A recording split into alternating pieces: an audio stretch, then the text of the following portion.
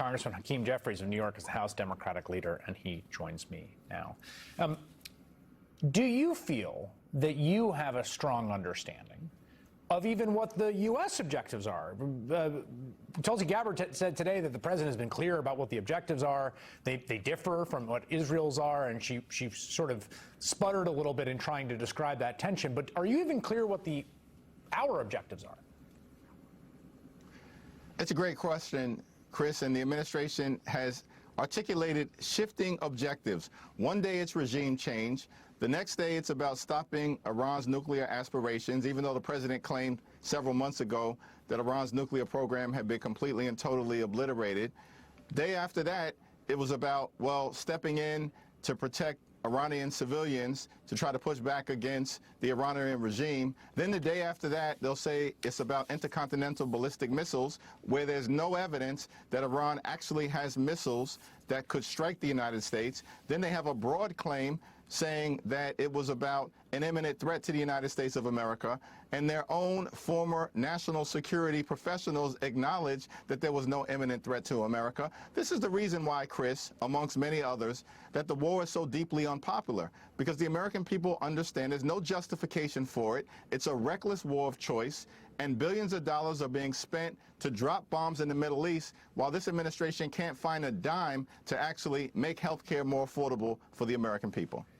Speaking of those $1 billion, today we got this headline. The Pentagon is going to try to get $200 billion in a budget request for the Iran war. CNN reporting there are some cracks emerging in the GOP over the Iran war cost. A little bit of dissent from some members in Congress about that price tag. I'm imagining you're a no on this, but the question is, are you confident you can hold an entire Democratic caucus together in the House and get full unanimity in a no for that $200 billion supplemental? Yeah, we'll have to have that conversation, but as your suspicions suggest, Chris, it would be my expectation that there is strong Democratic opposition against the notion of continuing to pour billions of dollars of additional money into a war with no justification, no plan, no strategy, and no clear indication as to how to get out of it, when there was no rationale to get into it in the first place. And in fact, Donald Trump said, as candidate Trump, that he was not going to get us into a reckless war of choice in the Middle East. And then President Trump got us into a reckless war of choice in the Middle East, wasting billions of dollars of taxpayer money. And the notion of them coming to Congress asking for $200 billion more is so beyond the pale that I've got to hope that these reports are inaccurate. There was a war powers vote, I think, a few weeks ago, in which Democrats, all but I think 5, I want to say on the whip count, voted to force basically a restraint, a resolution, right? It would have forced a vote where Congress would have had to okay the action. My understanding, I read reporting, was that leadership whipped that vote. You whipped that vote, Speaker Emerita Nancy Pelosi, others, right? This was an important vote. Are you committed to whipping a vote on the supplemental if, in fact, they come to you for $200 million and really making this a priority for leadership? Well, I don't want to get out ahead of Whip Catherine Clark, because those are conversations that we have. But needless to say, clearly there's deep skepticism that I've publicly articulated and other members of leadership have publicly articulated, including the top Democrat on the Appropriations Committee, Rosa DeLauro. But we'll have that conversation when we need to have that conversation. What I can say is that it's my expectation that we will have another war powers resolution vote sooner rather than later, potentially as early as next week.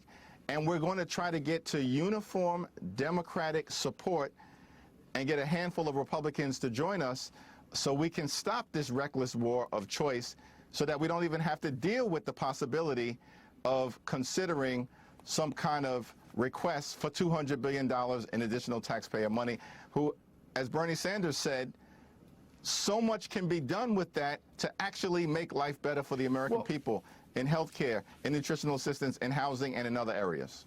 Well, I have to say, everyone's forgotten about the weird Doge months in Washington when the president came in and Elon Musk set loose a bunch of 20-somethings with AI to go fire a bunch of folks. But I like talk to like a park ranger that made $48,000 a year that lost their job. There are people that worked with veterans who lost their job. There are people that work in food safety that lost their job. We cut off emergency nutrition to some of the poorest, most starving people in the world. I mean, like, what is it? What does it say to you to think that you're going to spend $200 billion for war after going through all that? I mean, it's such an extraordinarily out-of-pocket request, out of bounds, out of control. I mean, the extremists just continue to show the American people who they are.